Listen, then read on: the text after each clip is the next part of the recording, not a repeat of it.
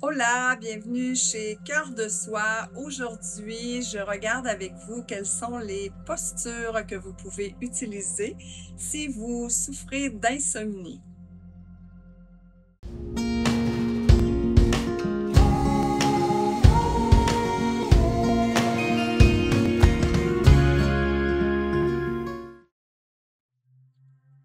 Namasté. Alors, bienvenue dans ce yoga coaching où on parle de posture et d'insomnie ou de yoga et d'insomnie. Alors, quand on souffre d'insomnie, souvent, pas toujours, mais souvent, c'est que nos pensées, notre petit hamster roule, on pense à toutes sortes de choses, on pense à notre to-do list, on s'évade dans le futur plutôt, on ressasse des choses du passé et on a de la difficulté à s'endormir. Alors, première chose que je vous suggère, c'est peut-être d'instaurer une routine pour le dodo, donc des activités calmantes. Ça peut être un bain chaud, ça peut être de tamiser les lumières, de mettre des chandelles, de laisser les écrans de côté, de faire quelques postures justement de yoga pour revenir au calme, peut-être un peu de méditation. Donc, trouvez votre chemin à vous et ça va tranquillement amener le corps vers le sommeil. Et plus vous allez répéter la même chose fréquemment, régulièrement, mais plus le cerveau va enregistrer, le système nerveux, le corps, tout va enregistrer que bientôt, ce sera le temps de se laisser aller vers le sommeil. Donc, ce qu'on veut, c'est d'arriver à apaiser notre mental et à apaiser notre système nerveux pour passer du sympathique au parasympathique, d'où l'importance d'avoir des activités douces et calmes. Ça va vous aider à passer d'un système nerveux à l'autre. Donc, c'est certain que si vous écoutez la télévision, les nouvelles, où souvent il y a des catastrophes, un film d'action, etc., et que vous souffrez d'insomnie, il est possible que ce soit un défi de vous endormir après.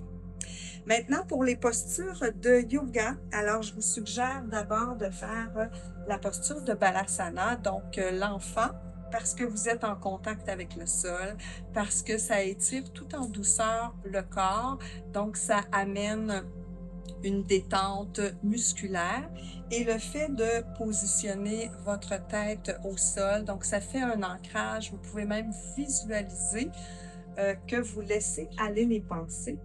Vous pourriez mettre un bloc sous votre tête pour être plus confortable.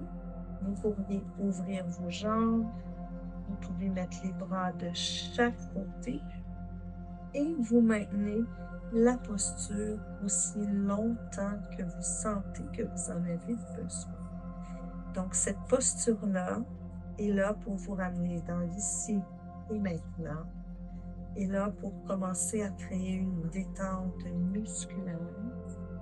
Et elle est là aussi pour déposer votre front au sol, pour laisser aller les pensées. Vous pouvez imaginer que vous remettez toutes vos pensées à la terre-mère qui, elle, va s'en occuper pendant que vous allez dormir.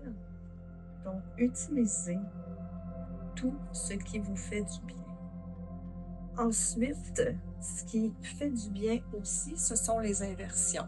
Donc, les inversions peuvent calmer ou peuvent activer. Alors, si on fait, par exemple, la posture sur la tête, posture sur les mains, ce sont des postures d'inversion qui demandent beaucoup de tonus musculaire. Donc, ce sont des postures d'inversion qui vont vous énergiser.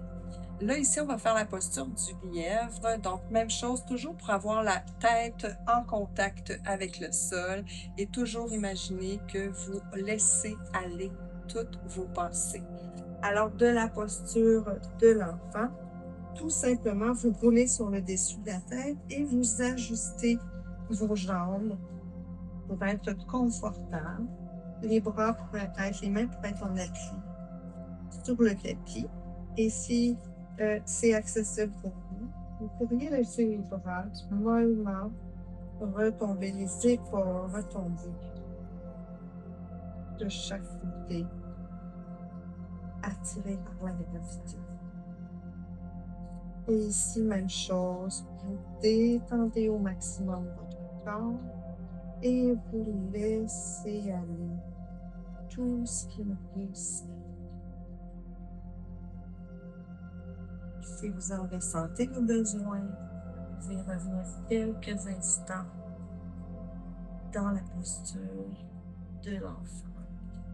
Alors ici, là, ça sera à vous de voir combien de temps vous avez besoin de maintenir les postures. Moi, je vous donne des explications, je vous fais une démonstration. L'autre posture qui est magique, c'est la posture des jambes au mur. Donc, si vous avez un mur à proximité, vous pouvez l'utiliser, vous allez être plus confortable. Vous pourriez sinon mettre un bloc aussi sous votre bassin. Et vous pourriez, une fois que les jambes sont soulevées, vous pourriez mettre une sangle autour de vos cuisses. Les bras vont être de chaque côté. Assurez-vous que votre dos est bien en contact avec le sol, que votre menton est ramené vers votre poitrine et que vous êtes hyper confortable parce que ce qu'on veut, c'est de se détendre. On ne veut pas créer des pensées. Au contraire, on veut les laisser.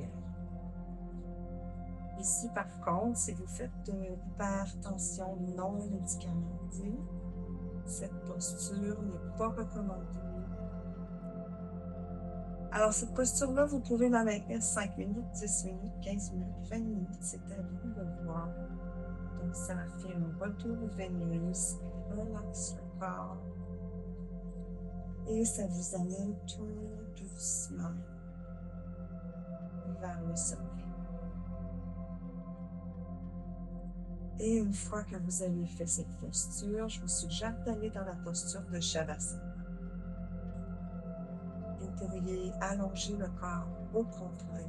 Vous pourriez garder les jambes pliées, laisser retomber les genoux l'un contre l'autre. Et vous pourriez même faire cette posture dans votre lit. Sinon sur votre tapis avec une couverture. Donc, donnez-vous toutes les chances de permettre au corps de se détendre, au système nerveux, de passer du sympathique au parasympathique et à vos pensées de s'apaiser. Et une fois que vous êtes ici dans Shavasana, visualisez tout ce qui vous fait du bien.